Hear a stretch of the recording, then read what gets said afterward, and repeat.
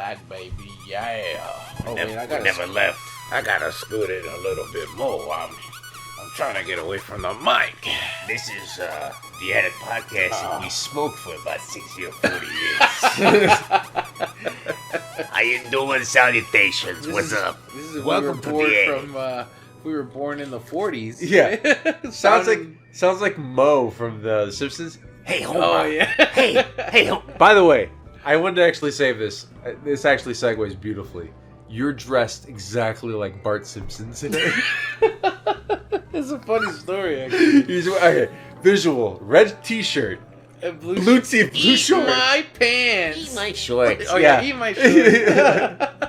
I didn't watch The Simpsons growing up. So don't I love The Simpsons. Don't my ruin God. me. Don't ruin me. But yeah, there's a story behind this, you know. I didn't have clothes, man. That's actually why I didn't go into work today. Like, I didn't go into the office. I was all ready to go. I filmed, you know, my little shop update video, and then I'm getting ready to work. I'm about to hop into the shower, and I go into my closet to see what I'm gonna wear to work. Yeah. And I ain't got no pants. And I was like, what? What the hell? Why do I got no pants? Who took your pants? Apparently I did. I mean, I threw some away. Because when I moved out here, bro, like, I had some decent pants, but, you know, while I was heavy set, I was, like, rubbing on the, like, inner thigh, so, like started getting holes, and it started ripping up, and I still had them in my closet, like, I don't know, one day I'll still wear them, or I'll fix them, but then I ended up, like, throwing them away. And I just went out last weekend and I used a bunch of pants that I ran out. And I didn't think I did. Yeah. So I was doing laundry, and before I left, the clothes is still in the dryer. Oh, shh. You just reminded me. I got things in the wash. It's been done for hours. I mean, I gotta run that crap again. Yeah, oh my god, dude! So that happens, bro. Like, the clothes was washing, and I was like, I can still wash and make it to work. That didn't happen. So then the washing was over, and I put it in the dryer. I went for a little walk. When I came back, I just totally forgot to fold the clothes. So yeah, I didn't have any pants, and I'm like, oh, I guess I'm gonna wear this to the podcast tonight. You look great. Thank you. At least I got my workout in.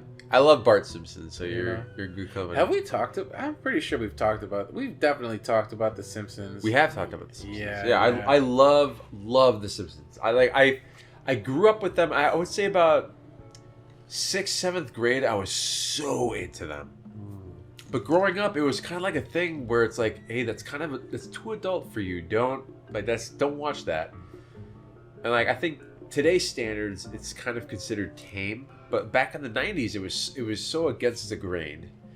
And we definitely talked about the Simpsons. Remember the thumbnail with Bart Simpson? Bart and Leo. Yeah, we definitely talked about the Simpsons. But I just love everything about it, and I have a recent newfound love for the Simpsons. And yeah, I love it so much. We were at Universal, and we were in Moe's, and I think it was like they were about to close, so we didn't know what we were trying to eat. I forget. I think we just went to the food court that night. Yeah. But I was really looking forward to eating at Moe's, because I don't think we have. I think we've had drinks at Moe's. They don't serve food at Moe's. But we went to the one next door. They have Krusty's, and then they have the cleanest chicken coop shop. Yeah. So we went to the. So we ended up not eating there, but I'm looking forward to going back. I think. Oh, it's like my favorite thing there. I think I'm gonna be going to Universal soon. We gotta plan a Universal today together, because I still gotta pass. Some of my favorite memories are going to Nintendo Land with you. But yeah, let me say, like when you go through Springfield, for anybody who has never experienced Universal Studios, they have an area that, when you're walking in, it feels like you're entering into an episode of The Simpsons. They have, you know, the power plant. They have Krusty Land, which is like the overarching, I guess, theme. They have the Bumblebee Man. They have the Bumblebee Mans. They have the Moe's Tavern. They have the donut shop. I still have yet to try Krusty Burger. Oh, dude! Oh my god! Dude, because right now I'm on my diet, man. I was at City Walk a couple weeks ago, and I'm like. promise me this: if we do go to Universal together soon, which I'm gonna drag you to Universal soon, please, we have to try a donut. Spare the calories that day. I will fast for 2 days. I need to have it. I need to have honestly, it. Honestly, those donuts are amazing. Do they sell coffee there? Yeah, they do. I need to have me There's a Starbucks right across the street from over there. It's well, they have tall, grande, venti. They don't have mata. Mata is the shit is gonna kill you. It's a 64 ounce, you know? It's the big gulp, you know? They don't have that size. Because that's a big donut. That is a big. No, there's one nice There's no donut. Way. There's a nice donut. There's one nice donut. There's no way you're gonna finish that donut one sitting. Okay, you know what? This is what we're gonna do. Godzilla Part 2. This is what we're gonna do. This is gonna be a short because we've been having so much fun doing these shorts. Which, by the way, today we posted that mezcal video. Hey, and what you happen to see? And we're enjoying the mezcal today. We're enjoying it right now. Christian, give a shout out to the amazing owners. Chindon and Salud. Which is, I would say, a great affiliate of ChrisCross. Yeah, I mean, I think we talked about the LA Tequila Fest, but I met Jaime, who's the part owner. I'm assuming him and his wife, they own Cocijo Mezcal, and it's made out in Oaxaca, Mexico, and out of the mezcals that I tried that day, this was definitely my favorite. I met him there. I've met him up a second time now, hoping to meet him a third time, and this product's amazing. Honestly, if it wasn't, I wouldn't be out here searching for it, and I wouldn't have brought it over, sponsoring this. Well, not sponsoring, but brought to you by this mezcal. And I know Chris is a huge fan of mezcal. I love it. You know, and it's a Mexican spirit. It's one that's kind of been forgotten, or not forgotten, but just it's not as popular as tequila is. But I would argue it definitely that has room for growth, and it's its own unique beverage. I think it's even better than tequila in some cases. Yeah, it has that smoky flavor to it. But what's really cool is what's in my glass right now. And talk to me about what I'm looking at right now. So Chris, right now, you guys can't see, but I'll paint the picture. We're gonna post a picture on our social media accounts because this is follow us across the board, ChrisCross Media. You can see what we're looking at right here. Yeah, what's cool about Cocijo Mezcal, and I'm kind of gonna do a little ad read for it, but what Jaime has done is he has taken the tradition and remade it. So it's the worm inside the mezcal is really like a larva from the maguey, which is the plant that this liquor comes from, and these larvae are found, around these plants that they ferment to make this spirit. So people have put it inside the bottle so that it kind of soaks in the alcohol. It's at the bottom of the bottle, and traditionally the last person to take a shot will end up with this quote-unquote worm in their shot glass. Right. Which is what I currently have in my glass. I literally have what looks like a maggot or a worm in my glass. Yeah, it's essentially a larva from the maguey. And now Chris has it in his glass, and he was wondering, do I swallow it? What do I do to it? Right. And if you swallow it, I mean, you kind of defeat the purpose. From what I have understood is that you want to bite on it and chomp on it and really get the effects of it, which is that's been sitting in some alcohol for a little bit. It's probably gonna get you a little tipsier, and you get to say that you had a traditional mezcal artesanal, which is what Cocijo is for the culture. And what's cool is that the name Cocijo is actually an Aztec god of rain and lightning. That's awesome. And it's one of the well-respected deities in that culture, so that's why he named it that. And yeah, so we're looking forward to drinking more of this for the podcast. Yeah, and absolutely. Hopefully you enjoyed it. A lot of I can't say enough the respect and love for our, I would say, affiliate, which we're gonna link all their socials in our description.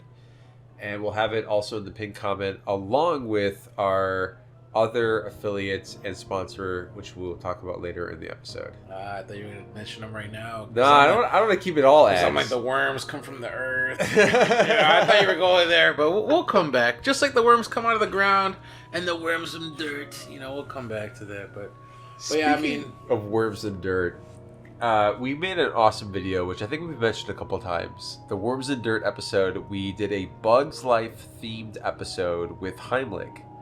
And we made the classic American dessert, which is called Worms and Dirt, which is just it's just chocolate pudding with Oreo crumbs and like gummy worms and just chocolate chips. All that stuff, was that just us adding stuff to it, like the chocolate chips? We added marshmallows. We added marshmallows. Right? I think we added syrup. Chocolate syrup. Yeah, we went a little crazy. But the chocolate chips were all melted. Remember? An amazing video, which I'm gonna. This is what I'm gonna say right now, Christian. I'm gonna allow that video to play right now. Everyone can experience it. We'll talk right after this.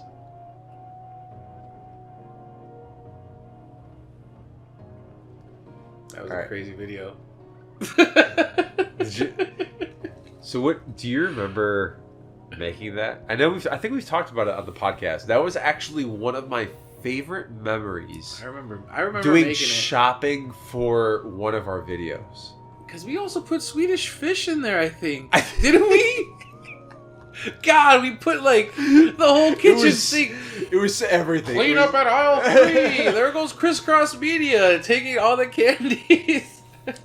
Something that Smosh is doing now is going back to their old videos and reacting to them. And like what I love about this video, like I was saying, is I remember how much fun we had. By the way, my allergies are acting up crazy today. I sound like Big Bird. Yeah. It's good. Finally, I sound like the normal one here. Yeah, so I'm just putting that out there. My nose is clogged up. I know somebody who can fix that. Go to a sobador. He'll rub your nose up. Who sounds very nasally? Who could I have? A Squidward? Joe Colombo.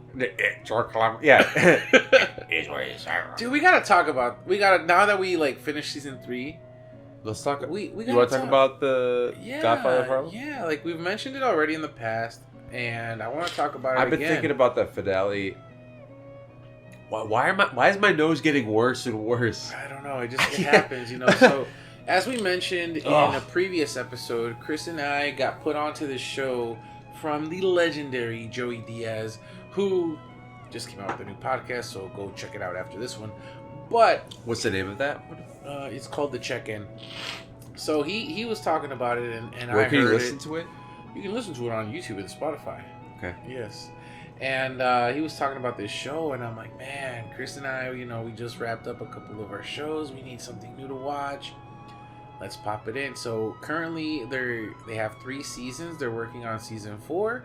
Chris looked up some information. It should be coming out sometime next year. Hopefully they're next spring. Be filming, and so we just wrapped up season 3, and we knew what we were gonna get because it's based on historical events from the New York. Long story short, a major character in the show is Malcolm X, and obviously historically Malcolm X was unfortunately assassinated, and it's very clear that at some point in the show, with the way things were moving, we were going to witness that assassination. So it was always kind of this underlying fear that they kept teasing throughout the show. They teased throughout the season, from season 1. Exactly. They're building up to it. So as we were finishing up this current season, it felt like we're really building up to it. And I think we could say, it's been some time since it came out that we witnessed that, and it hurt me, man. Really, it was a week ago we watched it. I'm still thinking about it. Yeah, like you knew it was gonna happen, and I loved how they did it in that episode. It just really built the suspense, and you're like, is it gonna be here? Is it gonna be here? Is it gonna be here? And it was finally when it's like we got it down to the date, the time. It's like, all right, it's gonna be right here. Right. How's it gonna go down? And I don't want to ruin it for everybody, because I think the show took its own artistic take, because the death itself is not on camera as far as I'm concerned, but all these different interpretations of it, you know, like it's different accounts, like Denzel's version, or the original Malcolm that was playing in season 1 and 2. He has his own version, you know, and then now we have this, and then the countless other recreations. But the way that they filmed this one, it really got to me. Yeah.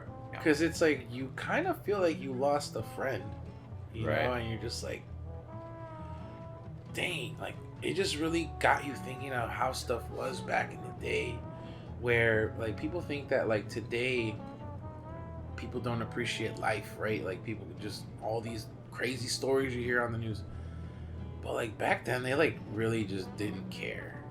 And as you go back in time, you know, as Earth and civilization has progressed, we kind of have more of appreciation of life, you know, like where you don't just they used to cut people's heads off, you know what I mean? Like who does that? Like people don't.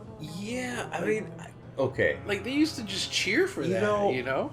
I agree, and I don't at the same time. I know this is a very different topic that we've ever addressed on the Attic. But like I remember watching, for example, let's say that there is, and I apologize to anybody if this is triggering in any way, but let's say there's a shooting in a school or something, you know, and it's like it's popular news for a day or two, and then it's just like, okay, on to the next thing. To the next. You know, and I think that's the environment that we live in, because we have such quick access to everything that nothing necessarily sticks. And I think that in the past, you know, I remember watching this documentary of this woman that was saying that, you know, back in the day when somebody was killed, everybody knew. Mm-hmm. And like, there's people that may have been gunned down in like our area that like we wouldn't even know. Right.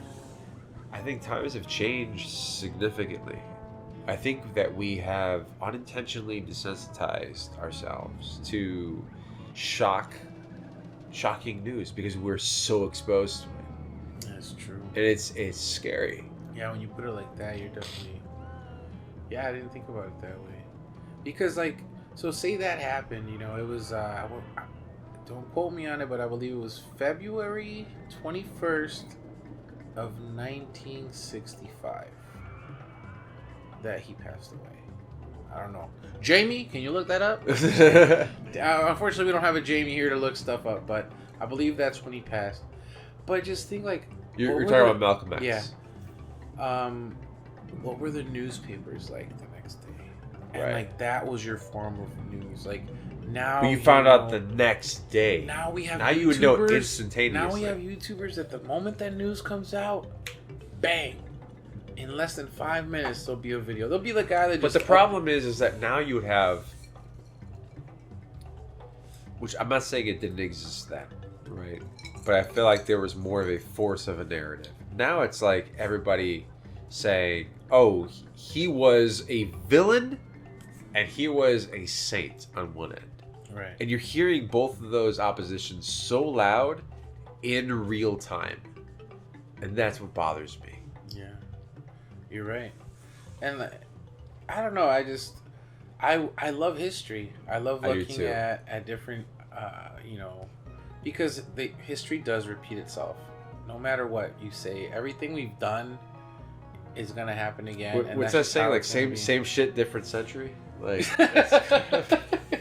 I wish it was every century, because it's for me. It's same shit every day. Same shit, different day. You know, it's very true though. But yeah, you know, when you look at it, how many figures have stepped forward to try to progress ourselves, you know, socially? Right. Whether it be, you know, civil rights or, you know, any kind of movement. Yeah. And then, you know, there is a group of individuals that push against it. It's just always how it's gonna be. But like with Malcolm, I have like a closer connection to him just because there was a point in time where I went to Omaha and we went to like his childhood home. You went there? Yeah, and I we actually, I don't even think we were supposed to go on the lawn and stuff, but we ended up going like into the backyard, and it was like fenced off. Wow. Now it's blurry. Wait, so we watched this entire show and you didn't tell me any of this? Yeah, I didn't. I wanted to save my computer perfectly chimed I wanted to wait until this point, but like, yeah, I visited his childhood home in Omaha, Nebraska. Wow. I wonder if I still have photos. I don't think I do. I think they got lost in the transfer. But there was turkeys, like wild turkeys back there, and we got so scared that we just like ran away. Wow. And you couldn't go like inside the house, but it was just like a historical landmark. It was like a dead end. It was in a little sketchy neighborhood. Like, you just feel kind of sketched out because there's no cars and you're just pulling up to a random house. And then we ended up going to like a museum and learning more stuff about that, going to downtown Omaha, and got to see like where he grew up. And that's kind of like why I kind of have like I feel a little bit more connected, because I have at least that experience with me, and everything cool. That whether however you think of whether he was right or wrong, that's really not the point here. But the point is that like at the end of the day, someone tried to do something, whatever they believed in, whether it was right or wrong, right, and they get to live on forever. And that's what we were talking about at the end of the episode, right? That we're like, man, that is truly the definition of getting to live forever. And then you brought up the quote from Pirates of the Caribbean, right? And which is that was the same thing. Yeah, the quote was what was it? Jack Sparrow at the end of the fourth film. Yeah. The Fountain of Life. Something says like that, right? it was what was the quote? Here we go. No, don't put me on the spot. I got it. He goes, who says I will live forever? You gotta do it with the voice. I can't. Even it's nasally Jack Sparrow. Okay? This is this is not gonna be the best. This is not gonna be the best. It's not gonna be the best. We just gotta do it with the voice. For the culture. For the do it for the culture. This is gonna sound horrible. I apologize to everybody listening to this. It's okay. Don't worry. Take a sniffle. This is not a tape reading to get the next role in Pirates of the Caribbean. All right. Who says I won't? I'm not doing it. All right, fine. I gotta. Next episode. If I'm gonna break out Jack, it's gotta be non-nasally Jack. This man, it's because this man knows. He's got the role on lock. I got it. Disney's like, hey, we need a new Jack I'm on tap. I'm on tap. He doesn't want to put out a bad reading. I can't put out a bad reading. All right, just let him know the quote. The quote is, fuck,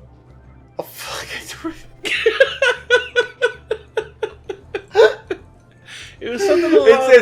It's okay. He's talking to Gibbs at the end of it, right? And he's like, Gibbs, he's like, oh, Gibbs is basically telling him, like, Jack, you gave up the fountain of youth. You could have lived forever. Forever, yeah. And he goes, who says I won't live forever? Who says I won't live forever? I'm the discoverer of the fountain of youth. And I think that has a lot to say. That line is really telling that, you live, the things that you do in your life lives beyond you. I talk a lot about Walt Disney or Steve Jobs. The things that they did on this earth lives beyond them. We're still talking about them years, decades after they've passed because of what they did. I'm not saying you have to be a Steve Jobs. You can be somebody who helps another individual in your life.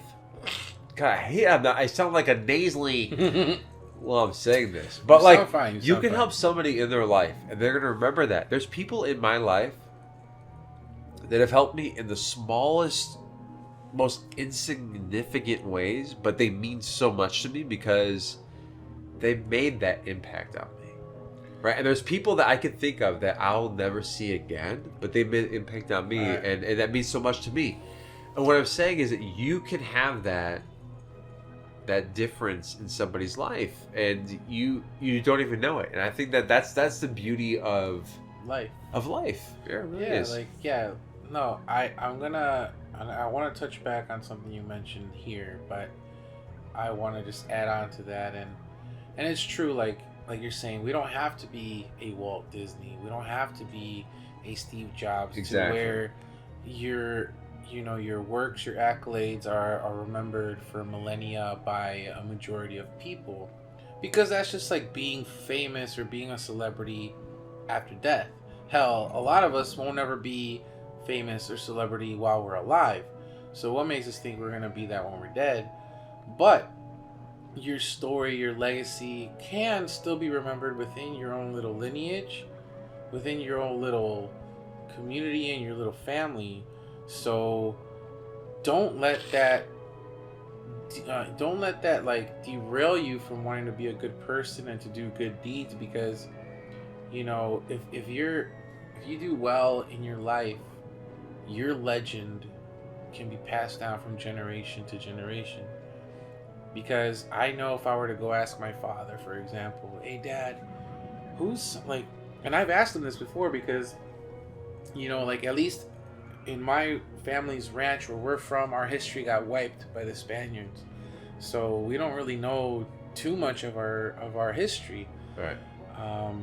But I asked my dad, I'm like, Dad, where do we get our last name from? Who's the original Mata? Who's the original Mata? And my dad, like, did you ever ask your dad?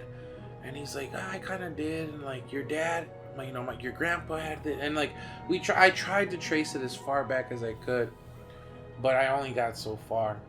And it got me thinking, like, you know what? I was born in the United States. I'm a new version of this Mata, and I'm going to make a new version. So, like, I want to live my life for people to, like, so I can live forever, at least in my bloodline. Right. And go on for that. So, if people are struggling on why having a purpose to live or whatever, like, just know that, like, you can live forever. Just live your life, do good things, and make people remember you. Man, that was deep. I like that. That was real deep. I feel like that should be cut out and put on ChrisCross as a separate little segment. Just hey, it's a Monday. I need a pick-me-up. I need something to make me feel a little bit better about what I'm doing. That is. That should make you. That should make you feel. But you okay? So you mentioned something that, like, I actually wanted to talk about.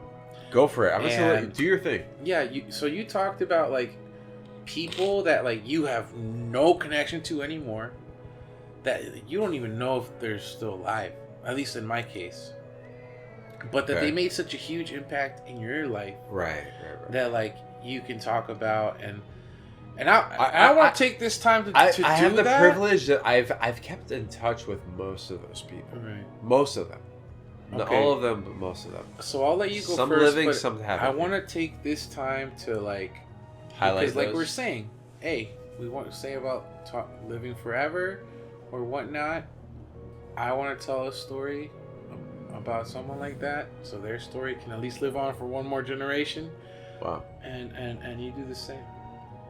You just want me to tell a story of somebody that like someone that you feel like has had maybe an impact on your life, or like just a story of somebody that you may or may not like. Ideally, someone you don't have connections to anymore, but, like, they don't even know, but they meant so much to you. Okay, I'm not going to use their exact name. No, yeah, you don't have to. But I'm going to say Mr. S. Okay.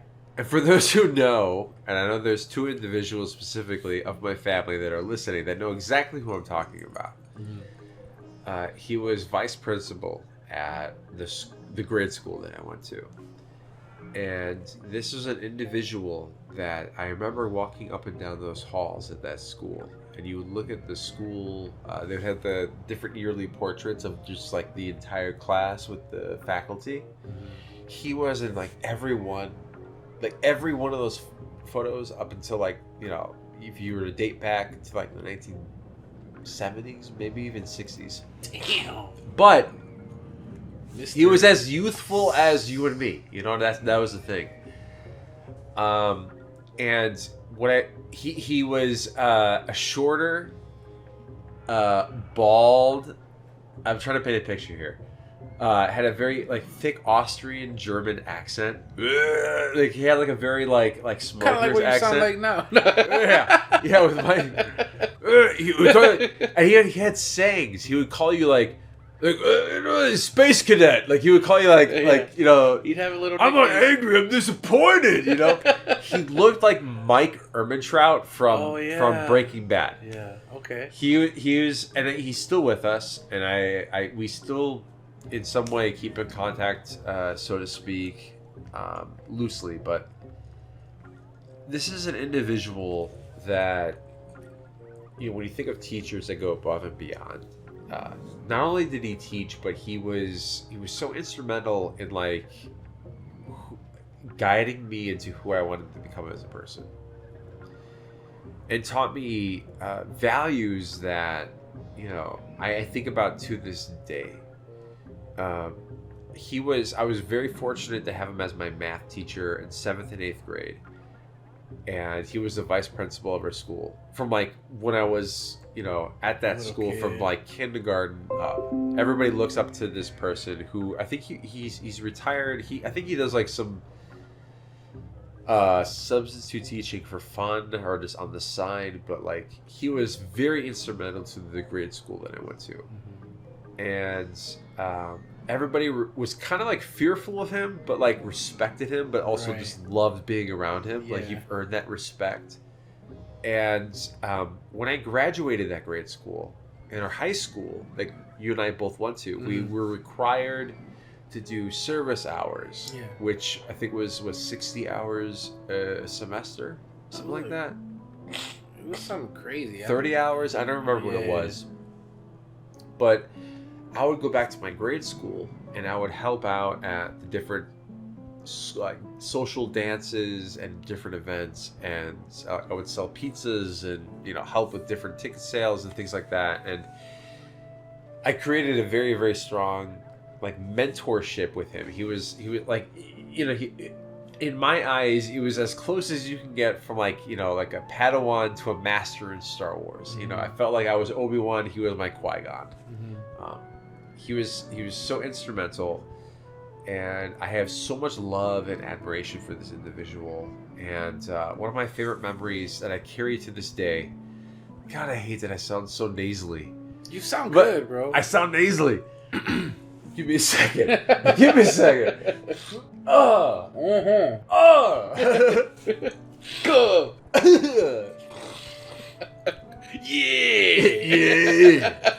Yeah, cheers, brother. Okay. Don't break the glass. Yeah. DK gonna wake up. He will. I almost got to the worm, by the way. Oh, you're at the worm? I'm at the worm. The next sip is going to be the worm. But where is I going with this? So my favorite memory with Mr. S. When I was in 8th grade. 8th grade, they would do an annual trip to Six Flags in Illinois. So the Six Flags Great America. And we would all go, and we, you know, that was like, everybody knew, like, oh, 8th grade, we got that big trip at the end of the year. It's gonna be great. You know, you can hang out with your crush. You can, you know, go and experience rides. And, you know, at that age, your freedom of doing things without your family or parents is very limited. So like doing something like that felt so adult and so cool. Dude, side note, I miss Six Flags, dude. I do too. We should go to the ones here. I've never been here. We should go to the ones here, the Magic Mountain. Magic Mountain, yeah. But long story short, Mr. S. They're at Six Flags Great America in Illinois. They have this bungee cord like drop. It drops you from like, I want to say, I don't know how many stories it is, but it drops you very significantly. And the thing about Mr. S was he notoriously had a very thick smoker's voice. Like he definitely smoked cigarettes because we would catch him like near the because I went to a Catholic grade school. So it was like he would be by the church, like as a side, smoking cigarettes, and like it was a secret, but like, dude, you always smell like cigarettes. Like, I'm surprised he wasn't smoking, puffing, lighting one up in the classroom. Shoot, back then, right? I think smoking indoors was still legal. Back then, it was encouraged. It was recommended. What? You're not smoking in the classroom? You should be smoking. You should be giving them C's. Yeah. You should be giving, cancer. C's for cancer. Yeah. But so anyway, so like we went. There was a bungee cord, right? And it was an additional. So like we all paid for the tickets to go to Six Flags. We're all going on coasters, and which, by the way, we should talk about like young romance because like I have so much like nostalgia for young romance. Oh my god, it might be for another. That's a whole episode, man. Like a Valentine's episode. We have some notebooks and stuff, and then yearbooks in the back of the attic. We can reach out. We gotta reach out to those. You know. But anyway, I'm not gonna talk about all of that. But Six Flags was an amazing experience. Yeah. And there's you know, when you go to a theme park, sometimes there's an experience you have to spend extra money to experience. There was a bungee cord experience where it's like, imagine a giant V, a metal V in the air, and then in between the two V's there's like a rubber band, and in between the rubber band there's a person that dangles. Yeah. And that's what this is. Yeah. So there's an additional cost, and Mr. S was like, hey, who wants to go on this with me? And I'm like, yo, you're like 60 plus. Like, can your heart take it? Die. And he's like, I'm an ox. So I'm like, all right. Damn. So him and then I went with another guy. His name was Jack. I won't say his last name, but he was like L? the trouble. What? Jack L? No. U? No. V? No. I? H. You know what I'm talking about? I know exactly what you're talking about. Okay, so you From high school. Yeah. That's a deep cut. know. Nobody's gonna understand what we're talking about. One right? person, mate. No, but one person. Yeah. Movies. So you went on. You went on with the Jack. So anyway, so we went on with the Jack H. Jack H. And what was so cool is they bundled 3 people basically into a strap. Is his last name Hoff by any chance? It's not. Shut up. Shut the fuck up. Okay. So I'm being shut up. Okay. So I'm being strapped up with Mr. S and Jack H. We're being strapped up like 3, 4, maybe 5 stories. I don't know at this point. It's really up in there. And we're like freaking out. And Mr. S is between the two of us. And Jack is like swearing. And I'm like, yo, shut up. Like, Mr. Mr. S is right here. Yeah, we're in 8th grade. You know, we don't want to swear in front of the teacher. Yeah, of course not. Meanwhile, the teacher is going, oh, fuck. Oh, fuck. I'm dying. And I'm like, you know what? Fine. And I'm like, oh shit. And I'm swearing. Everybody's swearing. And then, so what happens is they start you from the ground and they. So you actually went on this thing. Yes. So they bring you up. So Mr. S, this is how cool he was. He paid extra for me and Jack. Yeah, Jack you had to H pay extra for this. To go up on this thing. So we're going up. They hold you there for a second. Then they drop you. Damn. And dude, it was so like, and we're all swearing and everything. And I'm like, oh my god, you know. And here's somebody that for the last 9 years of my life, from kindergarten to 8th grade, I'm like revering. And here I am strapped to him, screaming for our lives.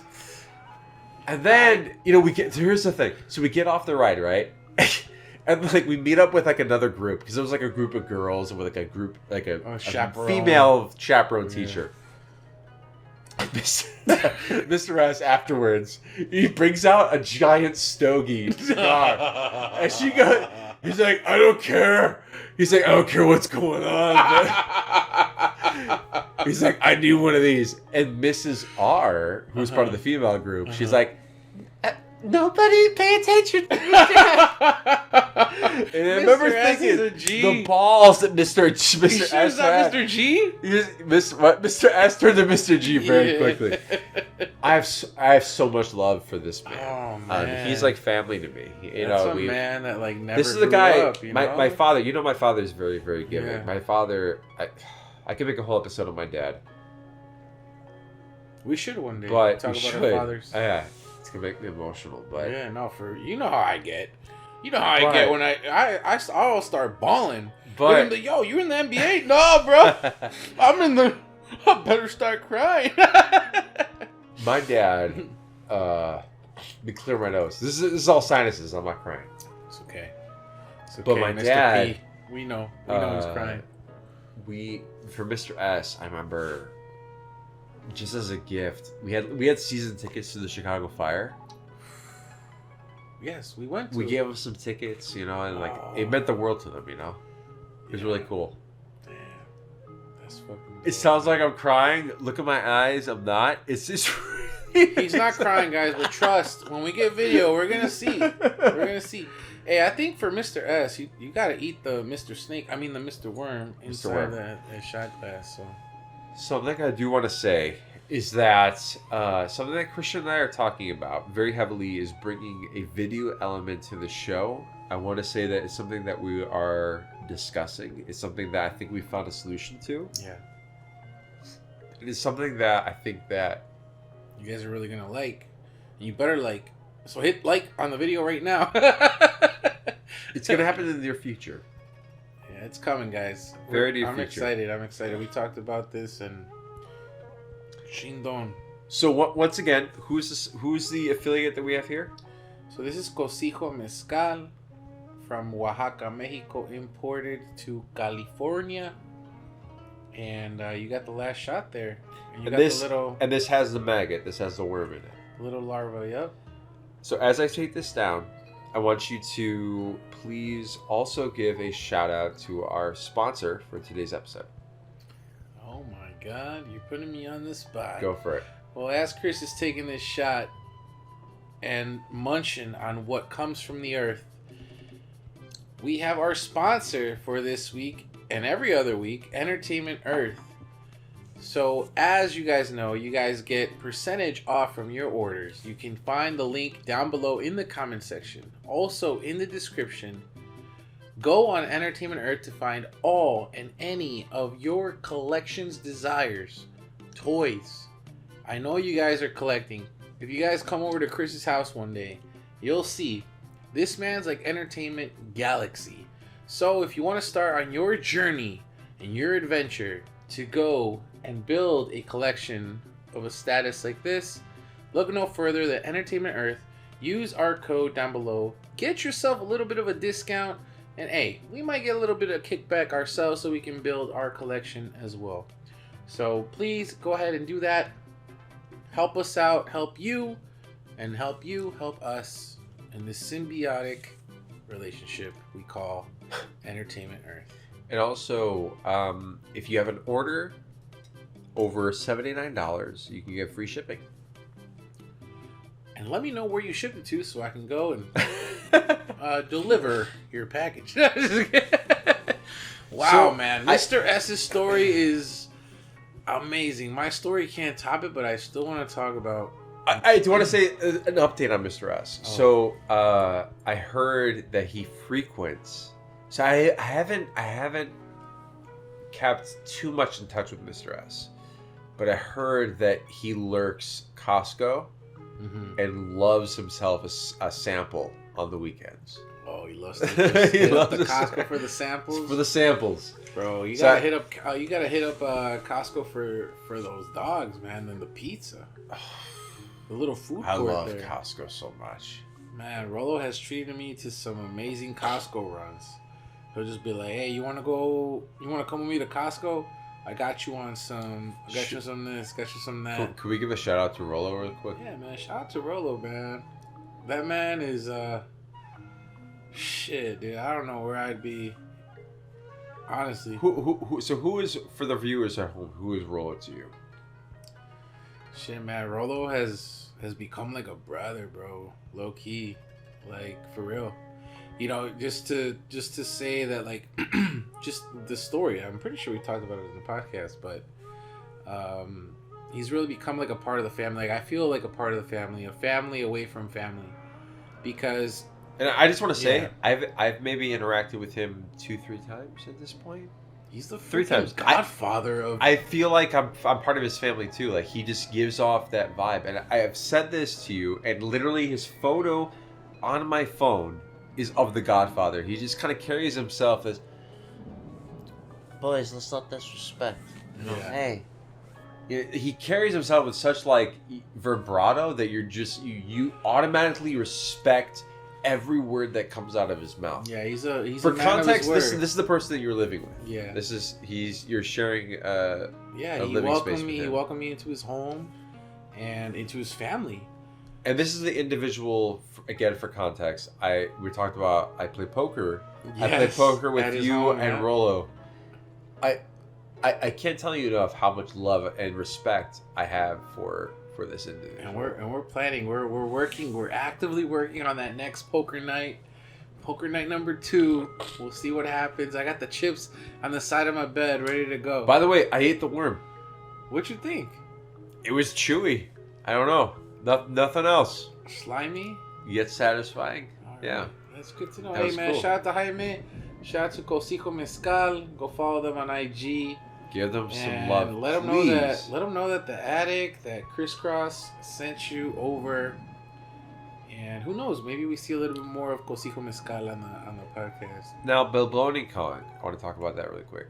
Talk about him. So, for those who have been following our show, we have a contest. We are going to announce the winner on our socials. Please go check it out. And congratulations to our winner. Whoever that may be, I don't know. I think I won, low key. Low key donkey. Low key. Low key. I'm not gonna lie. I've lost kind of track of where we are in time right now, so I haven't checked my watch in a bit. Look, I always fear. I know this guy's gonna pop out at some point. Donkey Kong is always interrupting. You better not interrupt me for my story. You know what I'm saying? Do you have a story? Yeah, I don't have contact with this person anymore. Okay. I'll say his name in hopes that 1, that he's still alive, and 2, that someone can give me some history about him. But his name was Don Jorge. Well, Jorge is his name, but we call him Don Jorge out of respect, like Don Corleone, you know? Okay. So this man, he was from Mexico. He was from El DF, El Distrito Federal, aka Mexico City. Okay. He worked with me in my tail end of my first run at Burger King. And he was actually like, he went to college. He was a very smart man. He would tell me how, he was a wealthy man in Mexico. Okay. And he came to the States with his wife and his son. And they were here legally and everything. But his education and his practice didn't translate over to the States. And he needed to, like, the only reason he was working at Burger King, from what I remember, is that he needed work history, for 1, and then 2, kind of like to prove that he knew English, and that he was like establishing himself into the community and whatnot. And he was going to community college, at the community college we went to kind of transfer over all of his knowledge and everything for him to be able to practice here in the States, for like his accounting practice and stuff like that. But man, this guy was like, he was amazing, man. He was like a father figure at work. He was the first person to give me that other side of Mexico that I had no idea about. Is the guy that let you drive his Mustang? I'm getting there. Okay, is this the guy though? Yeah. Okay. So, you know, this man showed me, because all up until that point, Mexico to me was dirt poor. We're all from ranches. We all know broken Spanish and slang Spanish. This guy came and showed me that, like, one, you can be at the very top, but then still gotta humble yourself and work at a BK. You know what I mean? And like, when you work at BK, you're kind of like looked down upon. But he made it like prideful. Like, I'm in the United States of America. I have a job. I am here providing a service to people. I don't care. American company. And I'm an American. I'm an American too. There's a lot of pride behind that. You know, and like, he made me feel proud to be American, and he made me feel proud to be Mexican, and he made me proud to be working at Burger King. Like, awesome. He really did. And he actually had property in Mexico that was worth like millions of dollars. But he had some like legal stuff, you know, like classic family drama that one person doesn't want to sell or whatever. And he was fighting through that, and he was kind of like banking on that money at the time to kind of like, you know, supplement his income here in the States. And I used to tell him, because at the time I didn't have a Mustang. I just had like the car that I used to drive. And I told him, like, man, I really want a Mustang. I would show him every day. Oh, is this the one I want? I want a 2006 S197 Ford Mustang GT in screaming yellow, manual transmission with the leather interior, with the dual exhaust, with the 6-disc CD changer. Ooh. This is the car I want, with the fog lights and the black stripes down the middle. Dang. And like, that's all I would look up on Carfax. Wow. And there would only be like one or two, you know? But that's the car I wanted, and I wouldn't go anyway. And he told me, like, man, you like Mustangs? I'm like, yeah, man, I love Mustangs. He's like, I used to have a 1969 Mach 1 in Mexico. And like, he showed me pictures of it. I'm like, what? And like, he was young, and he was right next to his Mustang. And I'm like, what? That's fucking crazy, you know? He's like, yeah, but I had to sell it. I don't remember the color, but he said he had to sell it. And he's like, I regret selling it. And like, that's why to this day, like, I don't want to sell my Mustang, because I don't want to regret selling it, because one day my car is going to be a classic. Of course, yeah. You know, I digress, but, you know, and he's like, I really want a car right now too, and it's also yellow. He's like, I love yellow. He's like, I want to get, at the time it was, the car, it was like 2000, I was still in high school, it was like 2009, 2010, maybe I was fresh out of high school, but he wanted a yellow Corvette, and he was a huge fan of the Beatles, which was crazy to me, because, like, again, Mexicans to me liked like classic Mexican music, like norteñas and bandas, and like what would be considered country in the US, right? Right. But like, he was a fan of like the Beatles and like rock music, and like, I had never met a Mexican that like liked that. But he was into the Beatles, and he showed me the song Yellow Submarine, and he said he would want to call his Corvette a Yellow Submarine. That's awesome. And I was like, yeah, I'm trying to save up money, but I have no credit. My parents' credit sucks. They can't co-sign for me. You know, I was asking everybody and their mother to co-sign for me so I can get my car that I wanted. And had someone co-signed for me at the time, I would have been able to get it. But he couldn't, because he was still not like established, you know, in the States. He didn't have any credit either. He couldn't really help me.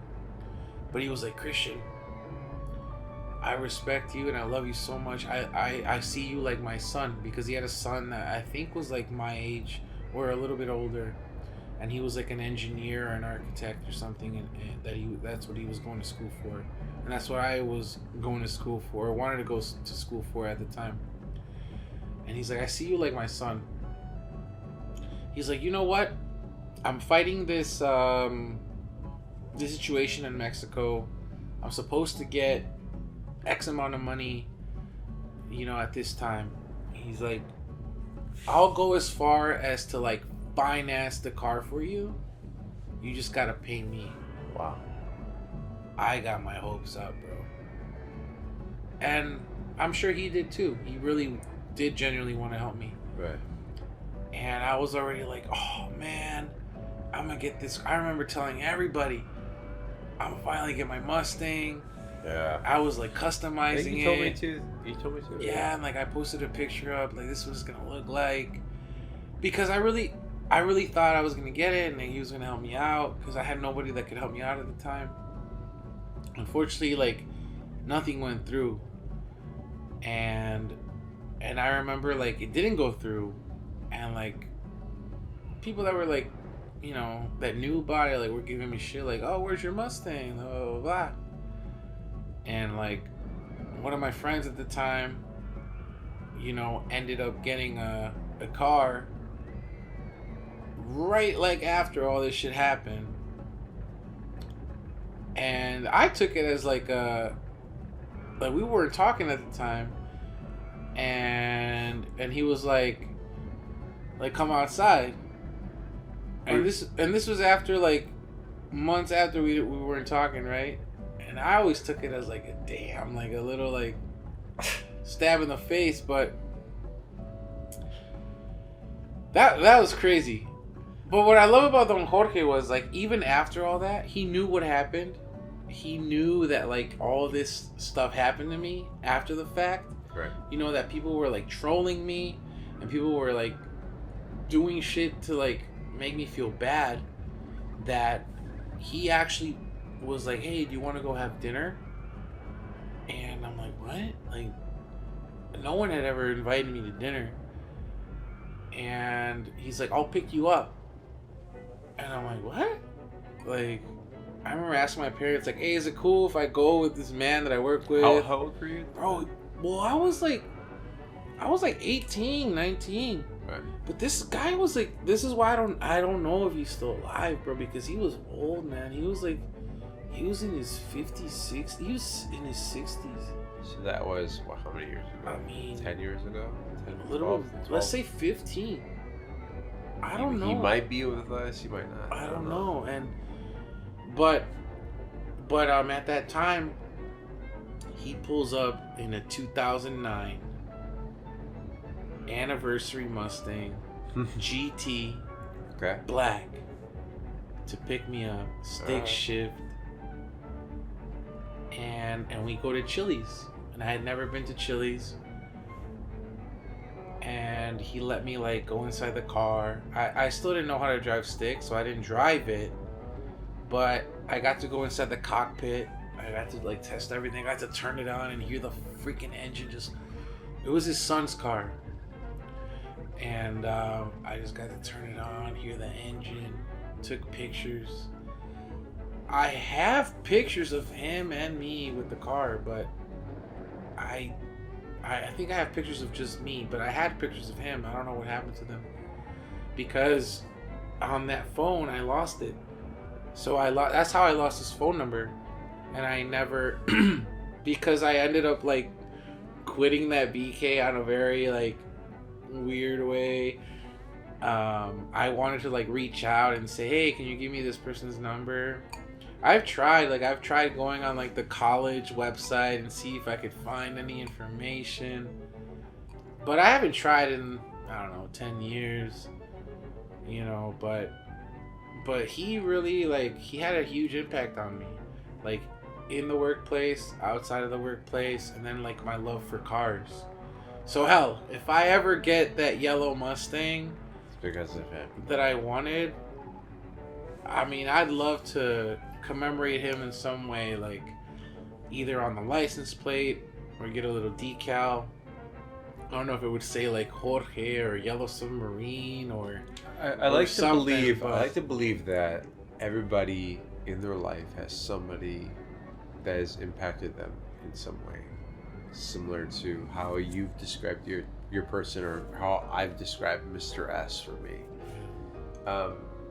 And if you're listening to this and you feel like you want to share who that person is, and if you feel free to disguise their name as you have, that we have, but if you want to tell their story, we would absolutely love to hear them, because I think that everybody has that one person in their life that has. I don't know. I have multiple people. Yeah, but I know of course. There's that one person that is outside of my parents, outside of certain people that really step up, that didn't need to, but they did. And to this day, I think about them because of what they did for me at a time that I really needed guidance or some form of inspiration.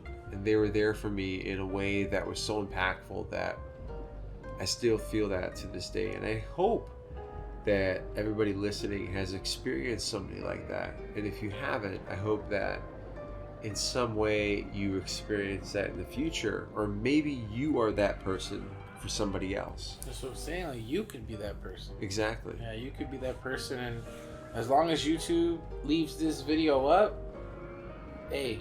I mean, we haven't done anything scandalous yet. Not yet. I don't But think... Mr. S and Jorge are gonna live on forever. As long as the server keeps this video up, their story, at least their story of how they impacted us, will live on forever. Yeah. So they may have not found the fountain of youth, but they found the fountain of YouTube. And that's the fountain that keeps on going. Yo, I have to ask you a question. I'm gonna do a 180 big time. Yeah, do it. Fried chicken. Tony Hawk. Fried chicken. Mm-hmm. I've been craving it hardcore. As you know, I've been very, very diligent. Do you want to go get a sandwich? Right yeah, I would, honest to God, love to. I've been very, very diligent with my diet. Me too. I've lost quite a significant amount of weight in the last couple of months. About from March to May, I lost 30 pounds. And I've just kind of maintained that. I think I lost a little bit more. And I wasn't at a weight where I needed to lose weight, but I just decided. It just happened. You know, sometimes it just happens. So where was I going with that? No, so you were saying fried chicken? Fried chicken, though, like, you get those, what I'm saying is, like, I've been eating very healthy, but you get those moments where you're like, yo, I'm craving this hardcore. I've been craving fried chicken hardcore. From where, though? That's the thing.